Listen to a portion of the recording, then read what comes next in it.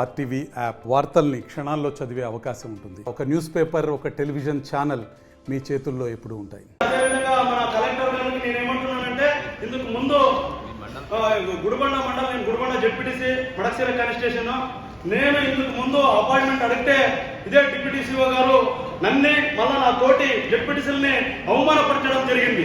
నేను స్టాండింగ్ కమిటీలో కూడా మా వాళ్ళంతా అడిగి మేమంతా కింద కూర్చొని బయట నుంచి ఆ రోజుకి 6 నెలలు అయింది, ఇంతవరకు మీటింగ్ జరగలేదు. అందుకోసము డిప్యూటీ సిఇఓ గారిని మీరందరూ తరఫున సమాధానం చెప్పించాలా, వాళ్ళ దగ్గర మేము సస్పెండ్ చేపించాలని నేను కోరుకుంటున్నాను.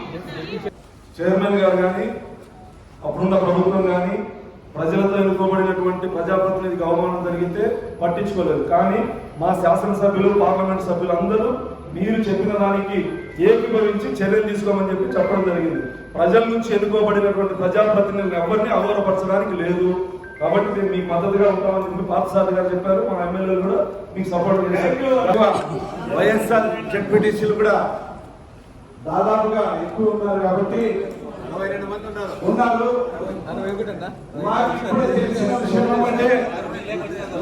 గత ప్రభుత్వంలో ఏ జడ్పీటీసీ కూడా న్యాయం జరగలేదు అనే భావన నాకు వ్యక్తమవుతుంది. ఖచ్చితంగా మీరందరూ మా పార్టీకి మీరు మద్దతు ఇస్తే ఖచ్చితంగా చేసుకుంటున్నా.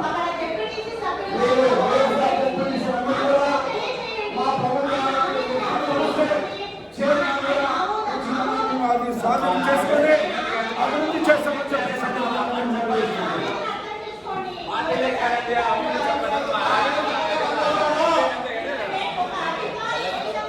కలెక్టర్ గారు జేసీ గారిని ఎవరినన్నా పెట్టి వీఆర్ని తర్వాత డిప్యూటీ సిఇఓ గారిని విచారించి నిజంగా అక్కడ ప్రోటోకాల్ ఉల్లంఘన జరిగింటే క్రమశిక్షణ చర్యలు తీసుకోండి. మా అందరి తరఫున కూడా మేము ఈ విషయం చెప్తున్నాం. ఎందుకంటే అధికారులు ప్రజాప్రతినిధులకు విలువ ఇవ్వాలా, గౌరవం ఇవ్వాలా. కాబట్టి అట్లా ఇన్సల్ట్ చేసిందే కావాలని, అందులోనూ ఒక దళిత ప్రజాప్రతినిధి కాబట్టి ఖచ్చితంగా దీన్ని మీరు కూడా సీరియస్గా తీసుకోండి. ఆఫీసర్లందరికీ కూడా ఇన్స్ట్రక్షన్స్ ఇవ్వండి. పబ్లిక్ రిప్రజెంటేటివ్స్ ఎవరు ఫోన్ చేసినా లేకపోతే ఎవరు రిప్రజెంటేషన్ ఇచ్చినా దానికి తగిన విలువ ఇవ్వండి. ఎందుకంటే ఎవరు వాళ్ళ సొంత కార్యక్రమాలు చెప్పరు, ప్రజలకు సంబంధించిన అంశాలే మాట్లాడతారు, ప్రజలకు సంబంధించిన విషయాలే ఉంటాయి. కాబట్టి దాన్ని టాప్ ప్రియారిటీ కింద అధికారులందరికీ కూడా ఈ సభ ద్వారా నేను విజ్ఞప్తి చేసేది ఏమంటే, జిల్లా అధికారులందరికీ కూడా కొత్త ప్రభుత్వం ఏర్పాటైంది. ప్రజాప్రతినిధులందరూ కూడా కొత్తగా వచ్చినారు. జెడ్పీటీసీలందరూ 3 సంవత్సరాల నుంచి వాళ్ళు సేవలు చేస్తూ ఉన్నారు. కాబట్టి అందరికీ గౌరవం ఇచ్చే విధంగా మీరు మసలకోవల్లో వ్యవహరించాలని అధికారులందరికీ కూడా నేను విజ్ఞప్తి చేస్తా ఉన్నా. అవమానం జరిగిందంటే సపోర్ట్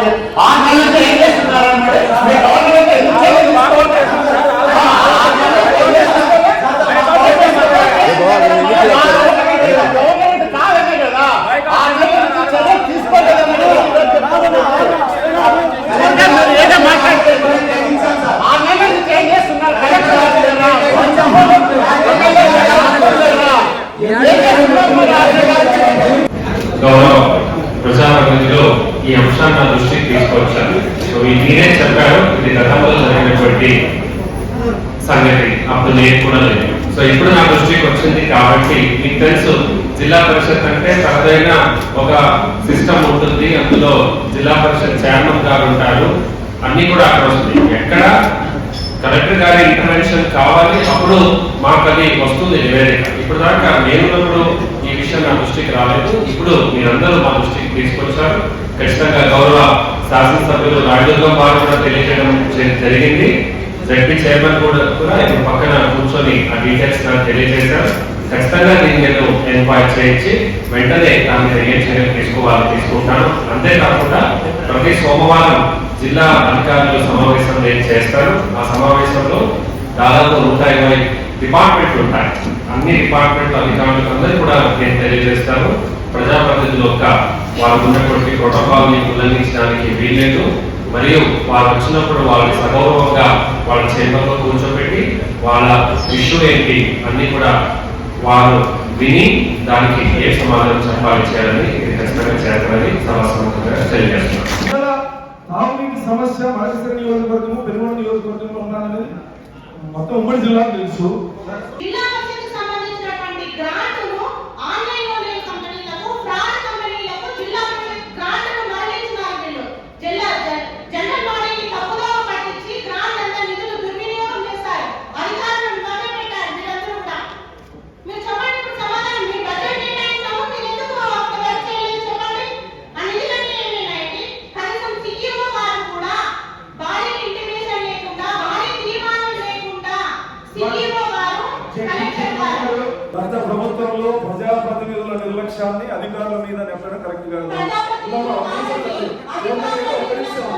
మీ ప్రజా ఎమ్మెల్యేలు, గౌరవ పార్లమెంటు సభ్యులు, ఇంతకు ముందు ఉన్న మంత్రులు నియోజకవర్గాల పట్ల ఏమి పట్టలేదని మీరు చెప్పేదాన్ని బట్టి అర్థమవుతుంది. ఆయన పనిచేయలేదంటే నేను అదే కదా అడుగుతాను. మైనర్ రిపేర్ చేసి తాగునీరు కూడా ఇచ్చే పరిస్థితుల్లో మీరు లేరు 5 సంవత్సరాలు. మైనర్ రిపేర్స్ సృజన సమంతి గత ప్రభుత్వంలో కట్టిండేవి 30 ప్లాంట్లు ఉన్నాయి. అవి మైనర్ రిపేర్ కూడా చేయలేదు మీరు. అసలు దాదాపు 700 బోర్లు ఉంటే 450 బోర్లు నీళ్లు లేకపోయినా 18 చెర్లు కూడా 5 సంవత్సరాల్లో తీసుకోలేదు. జేజేఎం వర్క్స్ 5 లక్షల రూపాయల నామినేషన్ గత ప్రభుత్వంలో సర్పంచులతోనో ఎంపీటీసీలతోనో చేయించాల్సినటువంటి పనులు కూడా చేయించలేదు. ప్రజల పక్షాన గతంలో మీరు ఏం చేశారు సార్? ఈ రోజు మీరు కోట్ల రూపాయల లెక్క కాగితాల వరకే పరిమితమైనాయి కదా 5 సంవత్సరాల్లో. ఆచరణలో లేదని చెప్తున్నారు కదా, స్పష్టంగా చెప్పండి. దాన్ని మబ్బి పెడుతున్నారు. ప్రభుత్వం నుండి డబ్బులు రాకపోయినా మిందేసుకొని ఆ ప్రభుత్వాన్ని పోతా ఉన్నారు. తప్పదు. అధికారులు తప్పిన మా చైర్లో ఉంది కాబట్టి, ఆ ప్రభుత్వంలో ఎన్నిక కాబడింది కాబట్టి ఆమె కూడా కప్పిపుచ్చేదానికి వాళ్ళు వాస్తవంగా మాట్లాడే డబ్బులు లేవు, పేపర్ల మీద జీవోలు ఉన్నాయి కాబట్టి వర్క్స్ స్టార్ట్ చేసా దానికి ముందుకు రాలేదు. అది వాస్తవం.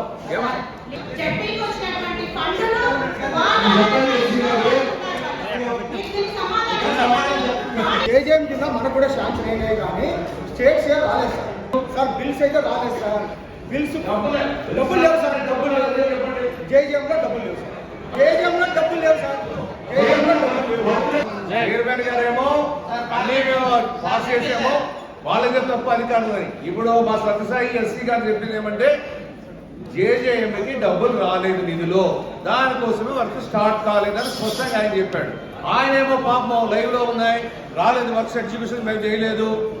ఏది స్టేట్ షేర్ రాలేదు, సెంట్రల్ షేర్ అనేది వస్తుంది. మన స్టేట్ షేర్ అనేది రాకపోవడంతోనే ఆంధ్రప్రదేశ్ లో వాటర్ వర్క్స్ కి నిధులు రాలేదు అది స్పష్టం. అది చెప్పాలి కానీ మీరేదో చేసుకుని మేము శాంక్షన్ చేసేసాం, పేపర్లు ఇచ్చేసాం, జీవోలు పాస్ చేసామంటే డబ్బులు లేకుండా అధికారులు ఏం చేస్తారు చెప్పండి? జిల్లా పరిషత్తులో డబ్బులు లేవు. పెండింగ్ ఉంది సార్. పనిచేసి కూడా గ్రాంట్ రాలేదు. జేజీఎం నుంచి పెండింగ్ ఉన్నాయి. తెలుసు ఇక్కడ గ్రాంట్ అయిన వల్ల రిలీజ్ కాలేదు. బిల్స్ అయితే పెండింగ్ ఉన్నాయి సార్. 30 కోట్ల వరకు దాదాపు పెండింగ్. జేజీఎం చేసి పని ఇప్పుడు జిల్లా పరిషత్ చైర్మన్ గారు చెప్పేది వచ్చేసి 15 బ్యాలెన్స్ గ్రాంట్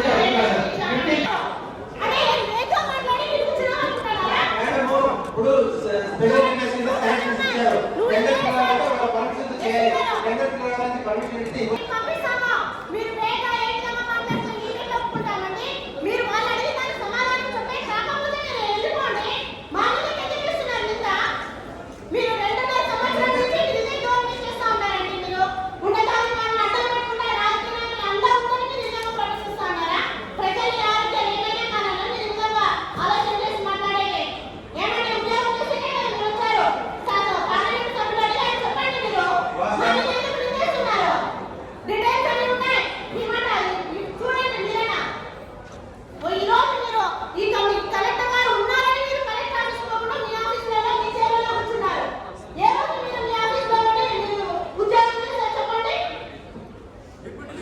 ఇంతమంది ప్రజాప్రతినిధులు వచ్చినాము, మీరు కొట్లాడుకుంటుంటే మేమంతా చూడడానికి వచ్చినాము. అందరి సమయం చాలా విలువైంది, దయచేసి అర్థం చేసుకోండి.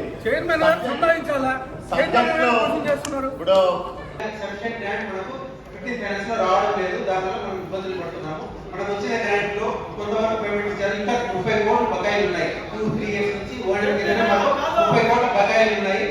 అది సబ్జెక్ట్ గ్రాంట్ మనకు 15 బ్యాలెన్స్ రావడం లేదు. కలెక్టర్ గారు చర్య తీసుకొని దానికి గవర్నమెంట్ తో డివోలెంట్ రాసి రిక్వెస్ట్ చేస్తున్నారు కొత్త గ్రాంట్ రావడానికి. మనకసిన మాజీ శాసనసభ్యుడు 4 కోట్ల రూపాయల బిల్లులు మంజూరు చేసుకున్నారు. ఎక్కడ పోయినాయి? మాకు బుక్కిన నీళ్లు లేవు. మీరు శాసనసభ్యులకి మాజీ శాసనసభ్యులు తోటలకి సాక్ష్యాలు చూపిస్తాను సార్. ఆయన ఇష్టమేనా? ఏ కంపెనీకి ఇస్తే ఆ కంపెనీకి ఇష్టమా? ప్రజలకి తాగునీటి సమస్యలు ఉంటే మీరు శాసనసభ్యులు తోటలకి టెండర్ వేసి వర్తిస్తారు. చైర్మన్ గారు మీరు చెప్పండి.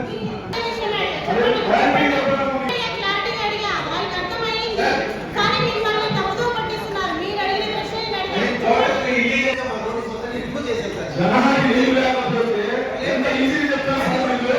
అంత ఈజీ చెప్తాను సార్.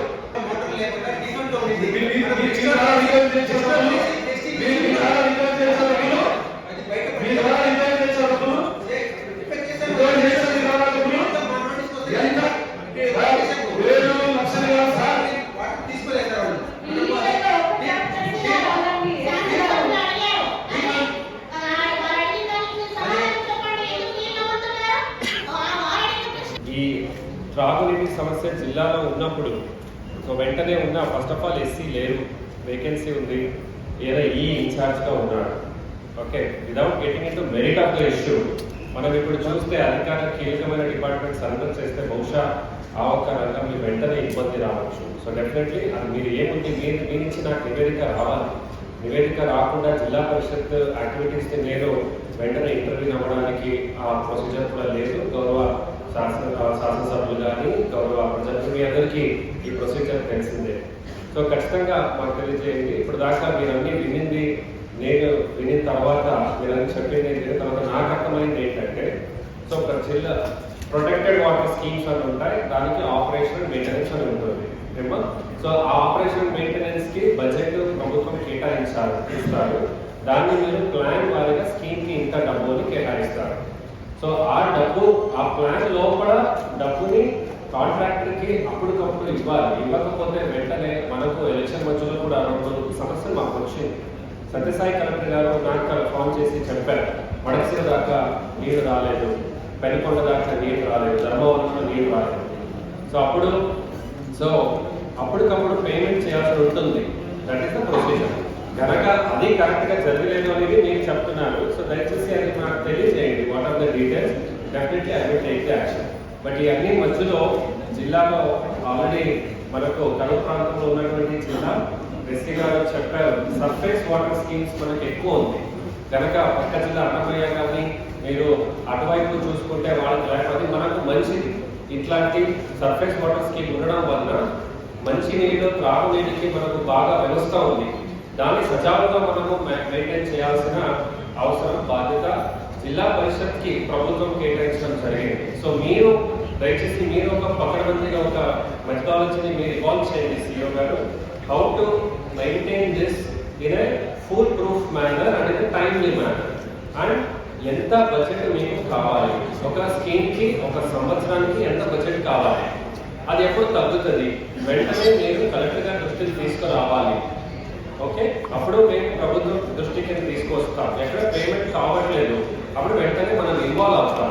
మీరు ఇప్పుడు దాకా ఈ ఇష్యూని మీ దగ్గరనే పెట్టుకొని మా దృష్టి దాకా తీసుకురాకపోతే కూడా టైమ్లీగా మనం కూడా ఇంటర్వ్యూ అవ్వలేకపోతాం. మీకు ఎవరైనా అధికారులు సరిగ్గా స్పందించట్లేదు, సజావుగా పనిచేయలేదు అంటే కూడా దయచేసి ఇన్ టైం కలెక్టర్ గారి దృష్టిలో తీసుకొస్తే ఖచ్చితంగా నేను వెంటనే చర్యలు తీసుకుంటానని జిల్లా పరిషత్ గౌరవ అధ్యక్షులకి తెలియజేస్తున్నాను.